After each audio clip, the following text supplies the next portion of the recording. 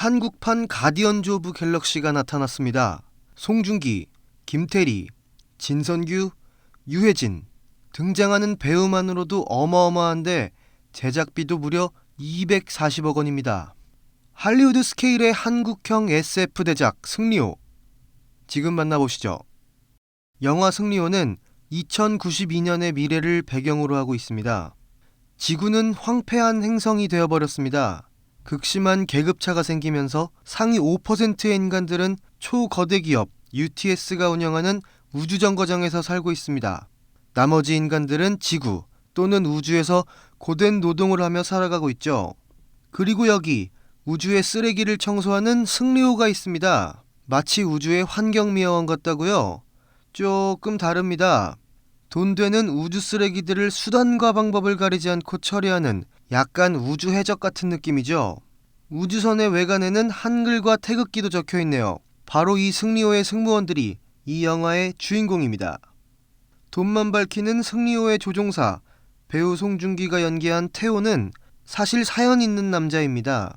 과거 초거대 기업 UTS의 기동대장이었는데요.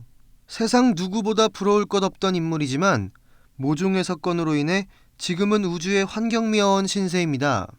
승리호의 캡틴 배우 김태리가 연기한 장 선장도 UTS와 인연이 깊은 인물입니다. UTS 소속의 전도 유망한 연구원이었지만 조직에 의심을 품고 뛰쳐나와 우주 해적단을 이끌던 인물이죠. 명석한 두뇌와 배짱을 가진 장 선장은 제대로 걸크러쉬를 선보입니다.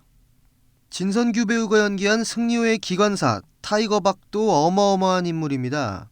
지구에서 가장 큰 범죄 조직을 이끌던 보스였죠. 근데 이 남자 생각보다 너무 정이 많습니다.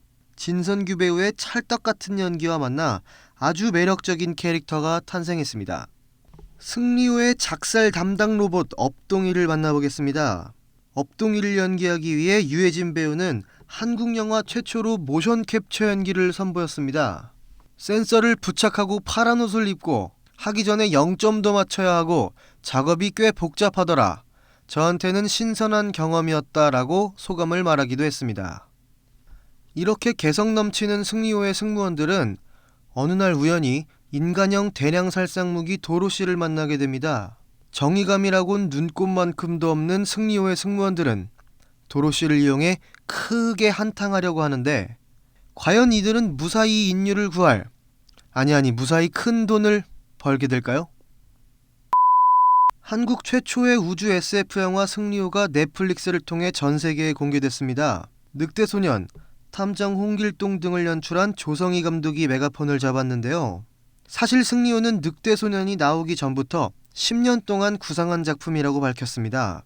또 늑대소년 촬영 당시 배우 송중기는 이미 승리호에 대한 얘기를 들었다고 합니다. 한국형 우주 SF 영화라는 점에 특히 끌려서 조성희 감독과는 두 번째로 호흡을 맞추게 되었다고 밝혔습니다. 승리호, 과연 어떤 영화일지 많은 관객들이 기대하는 만큼 한번 제대로 살펴보겠습니다. 먼저 VFX 부분을 살펴보죠. 아마 많은 분들이 이 부분을 궁금해하실 것 같습니다. 사실 영화 신과 함께해서 한국 VFX의 수준은 충분히 입증이 되었습니다.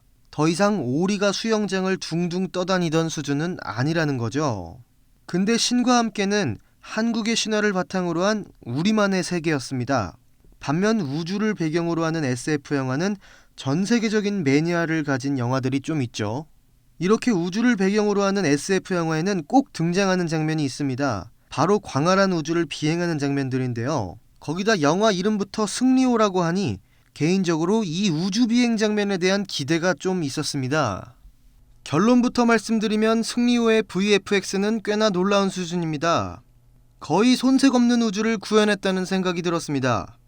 그동안 봐왔던 우주 영화가 전부 외국 영화여서 그랬는지 저는 오히려 이런 세계관에 한국 배우들이 나와서 연기하는 게 이질감이 느껴질 정도였습니다. 반면 스토리는 조금 아쉽습니다. 스토리도 뻔하고 진부했으며 악역도 뚜렷한 매력이 없었습니다. 또 영화가 너무 친절해서 충분히 스토리적으로 유추가 가능한 부분마저도 세세하게 설명을 해주더라고요. 자, 그렇다고 해서 이 영화가 뭔가 산으로 가는 똥망 스토리라는 뜻은 결코 아닙니다.